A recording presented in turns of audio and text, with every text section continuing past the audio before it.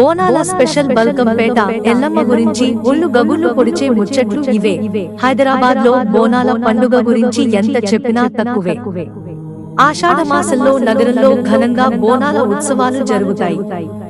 పోతరాజుల ఆటలు, మహిళలు బోనాలు, శివసత్తుల ఆటలతో నగరం మొత్తం సందడి నెలకొంటుంది.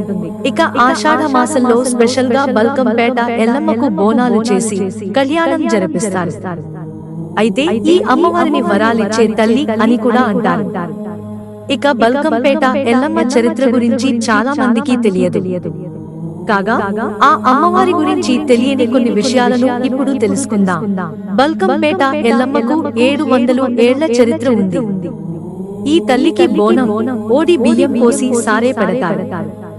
ఇక ఈ అమ్మవారిని కొలిచిన వారికి కొంగు బంగారంగా నిలుస్తూ వారి కోరికలను తీరుస్తుందంట. అయితే ఈ దేవత హైదరాబాద్ ఏర్పడక ముందే బల్కంపేట ప్రాంతంలో కొలువుదీరిందంట.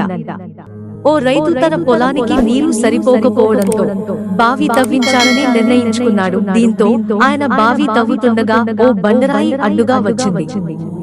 అది ఎంతకు పక్కకు జరగలేదు. దీంతో ఊరి ప్రజలు కూడా వచ్చి దానిని జరపడానికి ప్రయత్నం చేసినా ఆ రాయి కదలలేదంట. ఇక అప్పుడు గ్రామస్తులు ఇది ఏమిటని ఆలోచించి ఆరా తీయగా రేణుక ఎల్లమ్మ తల్లి అని భావించి విగ్రహం బావిలో ఉండగానే పూజలు చేశారంట. తర్వాత అక్కడే ఆలయం కూడా నిర్మించారు. 1919లో ఆ ప్రాంత సంస్థానాధీశుడిగా ఉన్న రాజా శివరాజ్ బహదూర్ ఆలయాన్ని నిర్మించారని సమాచారం. అప్పటి నుంచి ప్రజలందరూ బల్కంపేట ఎల్లమ్మ తల్లిని కొలుచుకుంటారు.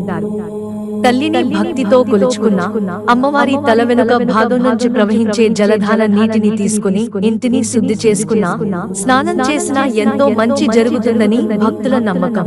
మిత్రులారా, ఛానల్ సబ్స్క్రైబ్ చేసుకోవడం మర్చిపోకండి. ధన్యవాదాలు.